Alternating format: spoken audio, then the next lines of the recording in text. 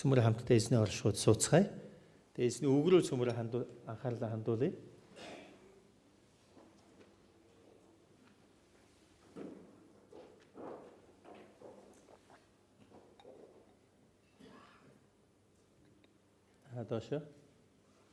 Доош.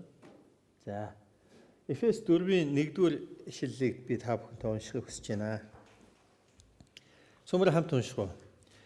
3 Иймд та нар дуудагдсан тэрхүү дуудлагадаа зүй зөкстэй явахыг эзний хоригдол би хичээнгүйлэн ятгая.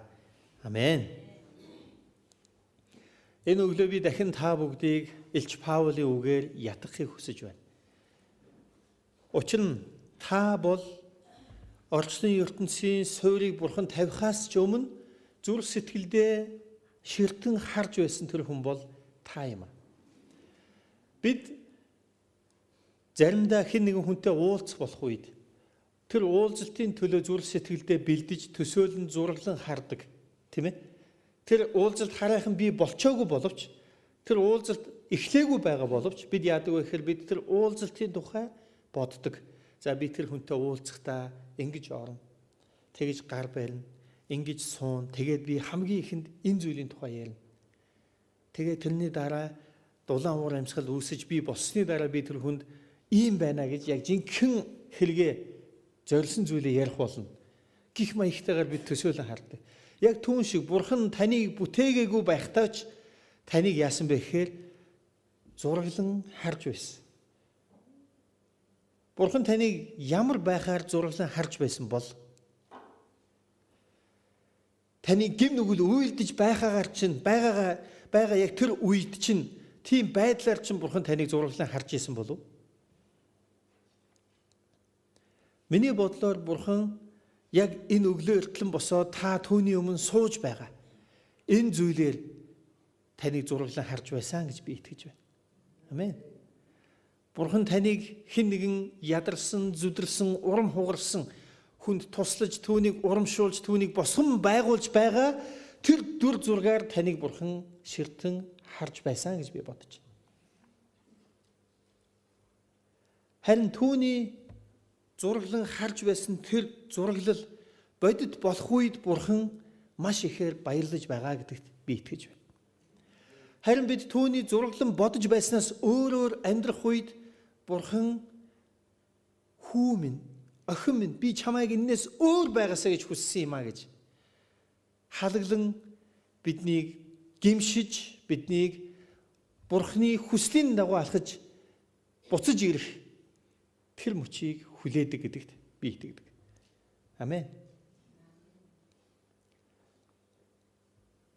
Их эзэн Иесус Христийн загалмай дээрс урсгсан ариун цусны үн цэнээр бид золигдсон авагдсан үн цэнтэй хүмүүсийнхаа хувьд бид бурханы хүсэл сайн таалал юу болохыг ойлгож түүний дагуу үйлдэх нь бурханыг баярлуулах болно. Тийм учраас энэ өглөө бид эртлэн босоод наашаа ирсэн зорилго юу юм бэ? Бид түүнд хайртай учраас бид түүний оршихуйд түүнтэй хамт суухыг хүссэн учраас өнөөдөр энд байгаа гэдгийг ойлгох хэрэгтэй ахын дүүсээ. Түүнээс биш бид өөрсдийн бодол, өөрсдийн төлөвлөгөө, өөрсдийн ажлыг амжуулахын тулд энд ирсэн бишээ. Амен. Тийм ч учраас өнөөдөр эзний үг бидэнд хэлж байгаа. Дуудагдсан дуудлагадаа зүй зөкстэй яваа гэж. Түүнээс биш бодсон бодолдоо төлөвлөсөн төлөвлөгөөнийхөө дагуу сайн яваарай гэж Библи биднийг хэлээгүй. Библи биднийг дуудагдсан дуудлагынхаа дагуу зөв яваа гэж хэлж байгаа юм. Бурхан таныг ямар нэгэн зүйлд дуудсан гэсэн үг. Дараагийн слайдыг харуулахгүй юу? Бурхан таныг ямар нэгэн зүйлд дуудсан. Амен. Юунд дуудагдсан бэ? Бидний хүсэл мөрөөдөл болвол Бурхан биднийг ямар нэгэн мундаг, гоё, агуу, сайхан зүйлд дуудсан байгаасаа гэж бид боддог. Энэ ч зөв, үнэн юм. Харин бид эзний энэ агуу, зөв, мундаг, сайхан зүйлийн төлөө явах үед бидний явах зам дардан биш байх болно. Тийм учраас Бурхан юу гэж хэлж байгаа вэ гэхээр дуудагдсан тэрхүү дуудлагада зүй зохистой явахыг хичээнгүлэн ятгая гэж хэлж байгаа юм. Харин энэ Бурханаар дуудагдсан замаар явах үед хөндлөнгөөс харахад тэр явж байгаа хүнийг харахад их зовж байгаа. Ганцаардж байгаа. Өлсөж байгаа. Ядарч байгаа харагддаг. Хөндлөнгөөс харах. Харин яг тэр замаар явж байгаа хүний хувьд тийм биш байдаг. Яагаад гэвэл тэр хүний дотор Бурханы сүнс дүүрэн байгаа учраас махан биеийн хувьд олж харж чадахгүй зүйлийг сүнсний хувьд дуудлагынхаа дагуу алхаж байгаа хүн олж хардаг. Тийм учраас тэр хүнийг баярлуулж, өдөөж, хүч чадал өгч байгаа зүйл нь эргэн тойрны нөхцөл байдал биш. Харин Бурханы түүнийг дуудсан дуудлагын дагуу үйлдэх үед амьдралд нь бий болж байгаа үр жимсүүд баяр хөөр, итгэл найдвар, урам зориг яах вэ? Ундран ориглох булаг мэд дотроос нь бий болгож байдаг. Хөндлөнгөөс харахад тэр хүн хэцүү юм гэж харагдана. Харин яг өөрөө тэр дуудлага дотор алхаж яваа хүн баяр хөөр, урам зоригоор яг илүү давхар мотор эсвэл турбо залгацсан юм шиг дотроос нь хүч чадал ундарч байдаг. Тийм хүн Бурханаар дуудагдсан дуудлагынхаа дагуу явж байгаа хүн урам хугарах завгүй байдаг. Гомдлох завгүй байдаг. Асуудал тоочих завгүй байдаг. Амен. Илж Паул эргэн тойрныхан бүх юм нь гой сайхан болоод, санаа зовох зүйлгүй болоод, элбэг дүүрэн болоод, тэгээл нэг сайхан гой амраал бодож ирсэн нь. Ер нь энэ Эфес хотынд нэг сайн мэйл бичихгүй болвол энэ нөхдүүд ер нь сүүлийн үед холбоо барихгүй болчлоо. Гээгүй. Яг энэ загтлыг бичих үедээ Илж Паул шоронд хоригдл болон байсан. Тийм учраас Илж Паул өөрийгөө эзний хоригдл гэж нэрлсэн баг. Ихэнх тохиолдолд хүмүүс бид юу гэж боддог вэ гэхээр ингээл гэрд яваал оронгууд гэрд цэмцгэр бүх юм бэлэн одоо юу гэдгийг ингээл эмх цэгцтэй гой байх юм бол одоо ингээл яг гой байх гээд байгаа.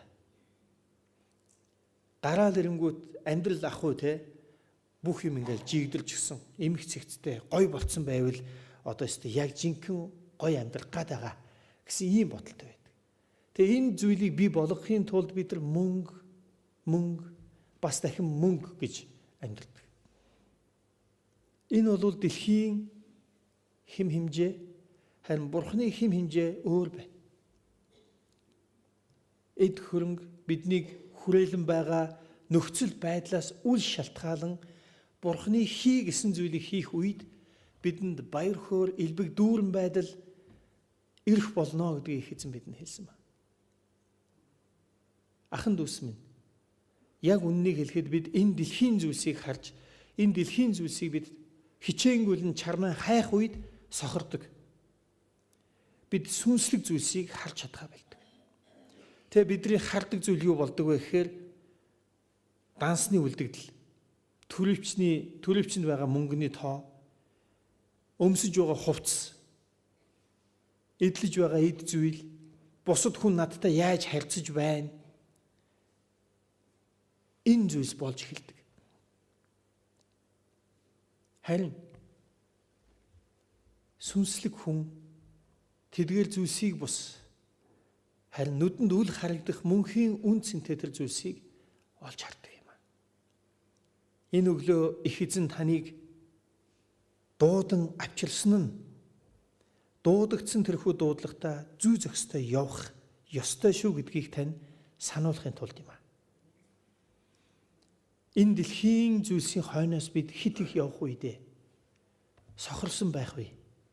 Бид харж чадхаа болсон байх вэ гэж эзэн санаа зовнохдоо та биднийг энэ сэрүүхэн өглөө цуглуулжээ. Амен. Тийм учраас та яг юуны төлөө дуудагдсанаа сана. Та яг юуны төлөө дуудагдсан юм бэ? Дуудлага ерөнхий болон онцгой байдаг. Ерөнхий дуудлага бол та бидэнд аль хэдийн өгөгдсөн. Есүст итгэж Бурхны хүүхэд болсон бүх хүмүүст ерөнхий дуудлага адилхан өгөгдсөн байна. Есүсийн нэрд итгэсэн хүн бүр Бурхны хүүхэд болсон. Энэ бол ерөнхий дуудлага. Амен. Би бол Бурхны хүүхэд. Харин үүнээс гадна хүн нэг бүр Бурхны дуудсан онцгой дуудлага байна. Наривчилсан хүүхдийн багш бай. Эсвэл авралын зар тараагч бол. Эсвэл ядарч цөхрсөн хүмүүст инэрлийн үйлчлэл хий. Эсвэл юу байж болох вэ? Эндээс эзнээс ямар нэгэн дуудлага авсан хүн байна уу? Юу нэ? Дагалдагч бэлдэг. Амен. Өөр дуудлага авсан хүн байна уу?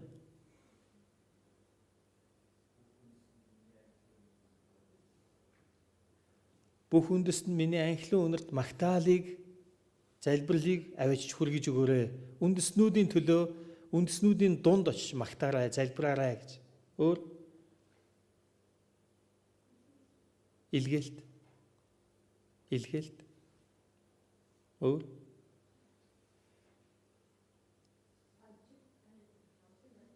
авралын зар тарай. Хончин гэсэн үү? Хончил. Их эзнээс дуудлага авахгүйгээр амьдрах хэцүү шүү. Их эзний дуудлага байхгүйгээр амьдрал яг хийгэрэж байгаа юм шиг.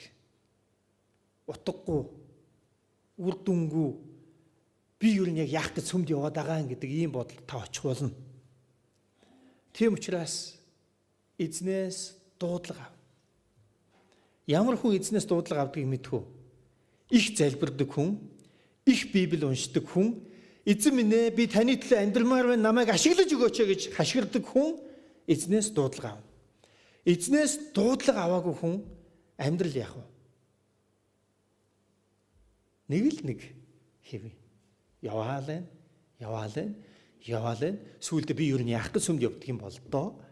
Тэгжээснээ сэтгэл хоосон юм шиг болохоор за нэг сүмд очихгүй болохгүй болсон юм шиг байна. Гээд сүмд явдаг болдог. Чуулган ийм хүмүүсийн газар биш ээ. Чуулган бол дуудагдсан хүмүүсийн газар юм. Тэгэхээр юуны өмнө чуулган гэдэг үгийг л аваад үзье. Чуулган гэдэг үг нь өөрөө грекээр экклесиа гэсэн үг байна. Экклесиа гэдэг нь ямар нэгэн газараас тодорхой нэг зорилгын төлөө дуудагдан гарч ирсэн хүмүүс гэсэн утгатай. Энэ нь юу гэсэн үг вэ гэхээр гин нүгэлтэй дэлхийгээс өөр бай гэж таныг бурхан дуудан гаргаж авсан гэсэн утгатай чуулган гэдэг. Тийм учраас танд нийтлэг дуудлага, ерөнхий дуудлага нь юу байгаа вэ гэвэл та бурханы хүүхэд болох. Өөр үгээр хэлбэл та дэлхийгээс өөр байх. Бусад хүн хулгайлж байвал та хулгайлахгүй байх. Бусад хүн залхуурж байвал та залхуурахгүй байх. Бусад хүн хожигдож байвал та хожигдохгүй байх. Дэлхийгээс өөр байхаар сонгон дуудагдсан нэгэн бол энд сууж байгаа хүн та юм. Бурхан хэнийг сонгон дуудсан гинэ? Таныг дуудсан уу? Тийм бол цөмөр хамтдаа Бурхан намайг дуудсан гэж хэлцгээе. Бурхан намайг дуудсан. Бурхан таныг хаанаас дуудсан? Дэлхийгээс. Хаашаа дуудсан? Дэлхийгээс өөр байлгахын тулд дуудсан. Амен. Энэ бол Бурханы таныг дуудсан нийтлэг ерөнхий дуудлага. Итгэгч хүн нэг бүр ариун байх ёстой. Итгэгч хүн нэг бүр зөвхт байдлыг чармаах ёстой. Итгэгч хүн нэг бүр Христтэй хамт алхах ёстой. Ийм зүйлийн төлөө Бурхан таныг дуудсан гэсэн үг юм. Энэ дуудлагад зүй зохистой нийцтэй амьдрахыг их эзэн өнөөдөр танд сануулж байна. Амен. Мөн өнөө өглөө би та бүгдийг урайлан ятгахыг хүсэж байна. Бурханаас дуудлага ав. Бурханаас дуудлага ав. Би энэ амьдралдаа юуг зорж, юуг чухалчилж амьдрах ёстой юм бэ? Та надад зааж өгөөч. Тэгээ та нар Библийг илүү их унш. Библи илүү их унш. Уншиж байх үед чинь эзний үг яг зүрхэнд чинь яг танд зориулж хэлж байгаа мэт. Нэг дотн санагдах болно танд. Яг мэдээж та маш олон ишлэлүүд унших боловч тэрэн дундаас нэг эсвэл нэг хэсэг ишлэл яг таних байх болно. Тэр ишлэлээ бушуухан тодруулж ав. Тэмдэглэлийн дэвтэр дээр бичиж ав. Тэгээд цээжил. Тэгээд тэр ишлэлээ их эзнээс асуу. Энийг би яаж ойлгох ёстой юм бэ? Эндээс яг та надад ямар зүйлийг хэлхийг хүсэж байгаа юм бэ? Ахын дүүс минь, хүн зориггүйгээр гэрээсээ гардаг уу? Гэрээсээ гарчгаал заа хаачдаг юм билээ. Юу хийх үү? Яадаг юм билээ? Ийм хүн байна уу? Магадгүй социалист нийгмийн үед би хүүхэд байхад тийм байсан. Гарчгаал хийх юм олдохгүй байшингийн хажуу талд ингээ сууж идэг. Юу вэ? Юмгүй юу ч баг. Гэтэл одоо тэгж амьдрах цаг мөн үү? Гэрээсээ гарчаал хайчгаа мэдгүй зүгээр л гарч ид. Магадгүй зарим хүн ингэж болох л доо. Ийм байж болно. Гэхдээ ийм биш баймар байна. Тийм биз дээ. Тэгвэл яг үүнтэй адилхан та өнөөдөр яг юуны төлөө амьдрах вэ? Ахын дүүс минь би хэлье. Хүмүүс, Есүсгүй хүмүүс өнөөдөр таны зорж байгаа зүйлийг зорддог байхгүй юу? Гэтэл Есүстэй хүн өөр зүйл зоримоор байна шүү дээ. Дэлхийгээс дуудагдан гарчсан мөртлөө дэлхийлэг зүйлээ бодоод дэлхий дотор амьдарч байгаа хүмүүсийн зорилгыг өмнө тавиад ингээд амьдрахаар чи амьдрал утгагүй юм шиг, хоосон юм шиг, үр ашиггүй юм шиг, зориггүй юм шиг байх нь харахгүй. Тийм учраас Бурханаас үг ав. Бурханаас амьдралынхаа дуудлагыг ав. Бурханаас дуудлага, зориг олж авч чадахгүйгээр амьдрал энэ амьдралыг бид дэмий хоосон үрж байгаатай адилхан бол.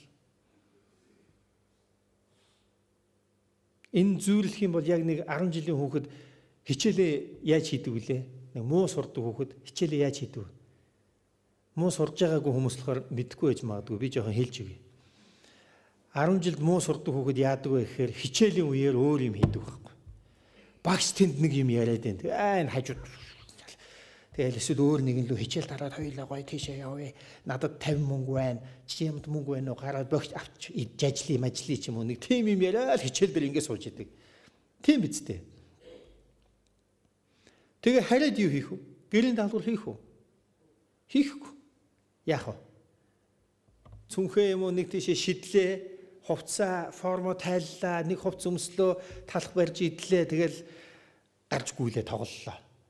Орой боллоо, орж ирлээ, унтлаа, загнууллаа, унтлаа тий. Тэгээд өглөө бослоо яах вэ? Хичээлийн цаг болцсон. Тэгэл нөгөө хичээлээч барыг ялахгүй. Сүүлдээ бол бүр амар цагаандаа гарцсан ингээд нэг 3 дэвтэр эндээ ингэж хийчихэл ингээл явж шít. Энэ ямар хүн маягаар сурж байгаа сурагч вэ? Зоригтой сурж гин үү, зориггүй сурж гин үү? Тэгээ яг өнөөдөр манай сүмийн итгэгч нар яг тэрэн шиг байгаа байхгүй. Сүмдээ ирнэ, номлолын үеэр хоорондоо мөрөглөлийн үеэр. Энд яах гэж ирж байгаа юм бүү мэд. Бурхан танд залбирах гээд байгаа юм уу? Бурханыг сонсох гээд байгаа юм уу? Бүү мэд. Яг л хичээл дээр өмүүлдэг хүүхдүүдтэй адилхан. Гараад ингэ шүү, тэгээ шүү, өөч чи тэгсэн үү? Бурханы тухай, Библи судлалын тухай, залбирлын тухай яриа байхгүй. Өөр юм бол байна. Тэнд төмс хямдралсан ч гэж. Энд тийм юм болсон ч гэж.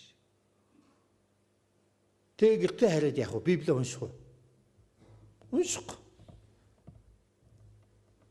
Яг муу сурдаг хүүхэд шиг байгаад байгаа байхгүй энэ итгэгч нар. Аюу сайн. Тэгээ энэ юунаас болж ийн вэ гэхээр зориггүйгээс болж байгаа юм. Би бол 1-3 дугаар ангидаа багш сайн сурах гэхээр сайн сурах хэрэгтэй гэж бодоод сайн сурч байсан. Харин 4 дугаар ангид орсон жил миний эгч нас барсан. Тэгээд би амьдралын зорилгын тухай гайхан бодохдоо эцэст би сургууль сурах надад ямар хэрэгтэй юм гэж би бодсон. Тийм учраас сургуулийг би үнэхээр зөнд нь хайсан. Зүгээр л ёстой би зүгээр өөрийнхөө тухай ярьсан байхгүй. Би зүгээр дэвтрээ ингээл эндээ ичгээл тэгэл гараа хармандаа хийгээл явж идэг. Сүүлдээ бол бүр 7 мол дугаар ангид бол цүн хүүхч байхгүй болсон шүү дээ. Тэгэл хичээл тараал яваад малчин очиж пи уугаал ах нартайгаа зодтолтол тэгэл явсан. Яагаад гэвэл надад амьдралын зорилго байхгүйсэн. Харин би бусдыг зоддог, бусдад дээлхүүлдэггүй байх гэдэг тийм зорилготой болсон. Тэгээ сүүлд нь юу болж байгаа гэхээр 9 дугаар ангид ордог жилдээ Есүсийн тухай сонссон. Амьдралын гарал үүслийн тухай, учир шалтгааны тухай, үхээд юу болдог тухай, Бурхан биднийг аврахын тулд юу хийсэн тухай би сонссон. Тэрний дараа миний амьдрал утга учиртай болсон. Тийм учраас би бусдад гэрэл болох ёстой юм байна гэж ойлгосон учраас би хичээлдээ буцаад шантсан. Цагаар бодолтой манай ангийн багш хичээлийнхаа цагаар аль Мөнхбаатар гараад ир чи энд зогсоод яах вэ? Яагаад өөрчлөгдсөн тухайгаа ангийнхандаа ярьж өг. Би тэгэхээр ичээд сандраад юугаа ярих вэ? Сүмд очиж үзээрэй л гэж хэлсэн. Цуглаанд очиж үзээл гэж хэлсэн. Өөр юу ч хэлээгүй. Яагаад тэгэхээр манай багшийн нүдэн дээр миний амьдрал өөрчлөгдсөн байгаа даа. Энэ өөрчлөлт юунаас болж ирж байгаа вэ гэхээр зорилгоос болж байгаа. Гэтэл өнөөдөр бид нар ямар байгаа вэ гэхээр амьдралд нь бурханлаг зорилго байхгүй. Өөр зорилгууд бол зөндөө байна. Жагсаага бичиж болж байна. Бурханлаг зорилго байхгүй. Бид бурханы хаанчлалын төлөө, бид бусад хүмүүсийн авралын төлөө, бид мөнхийн үн цэнтэй зүйлсийн төлөө бодох хэрэгтэй байна ахын дүүс минь.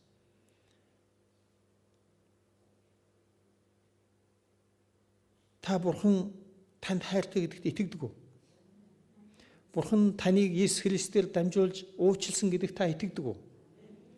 Бурханы Библиэлд таны төлөө амласан амлалтуудад та итгэдэг үү?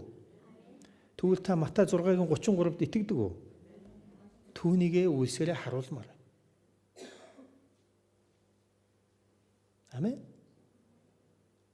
Заримд нь итгээ, заримд нь итгэхгүй байж болохгүй. Сэтгэл санаа гоё байгаа үедээ, ариун сүнсээр дүүрсэн үедээ, эсвэл пасторын номлол сонсох үедээ итгээд асуудал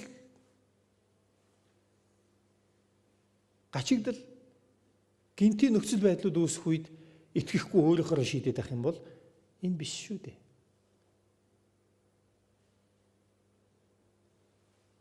Тэгэхээр Илч Паул Эфесийн чуулганыг өнөөдөр манай 1-р цуглааныг дуудаж байна.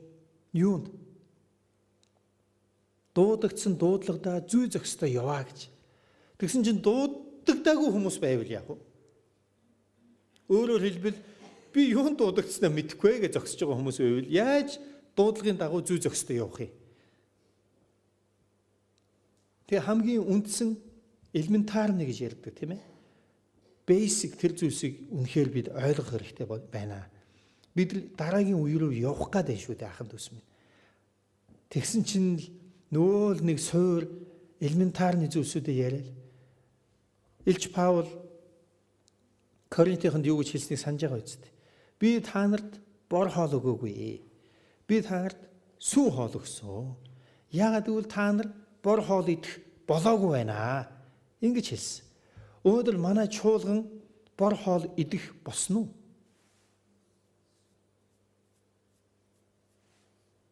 Эсвэл сүүн хоолтой нөгөө нялх хөхүүл хэвээр байгаад байна уу? Хэрвээ бид гомдлолж байгаа бол, хэрвээ бид хэн нэгэн хүний ятгалаг гуйлт, хэн нэгэн хүний халамжийг үгүйлж тэр надыг тэгсэнгүү гэж бодож байгаа бол бид сүүн тижилтэн хөхүүл хүүхэд хэвээр байна гэсэн үг. Бидэнд шүд ургаагүй.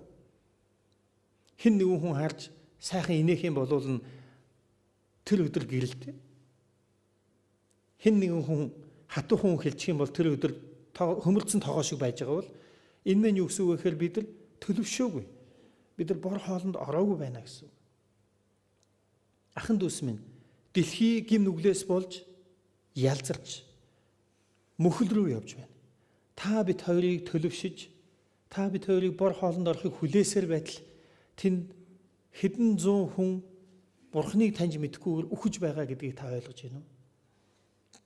Тийм учраас бид их эзний өмнө түүнд дуудагдсан дуудлага минь юу болохыг ойлгон харж, тэрхүү дуудагдсан дуудлагада зүй зохистой явахыг Илч Паул, эзэн Есүс Христ та биднээс хүсэн гуйж байна. Бид өөрсдийнхөө өмнө дэлхийлэг зорилгоодыг тавиад бурханлаг зорилгыг хүлээж авах орон зай бидэнд байхгүй байгаа бол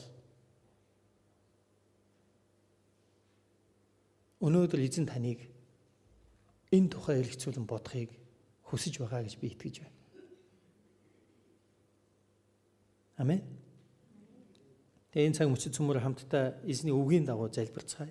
Эзэн лөө хандъя. Юу гэж залбирх вэ гэвэл эзэн минь ээ, та надад өөрийн маш тодорхой дуудлагыг өгөөч. Эзэн минь ээ, та намайг босгож өгөөч. Эзэн минь ээ, та надад үйлчлэлийн хүч чадал өгөөч. Цөмөр их эзэн лөө чин сэтгэлээсээ ингэж залбирanгуйцгаая. Би танаар дуудагдсан тэрхүү дуудлагада зүй зохистой явахад надад туслаж өгөөч гэж эзэн лөө хандмангуйцгаая. Цөмөр эзэн лөө хандцгаая. Халелуя.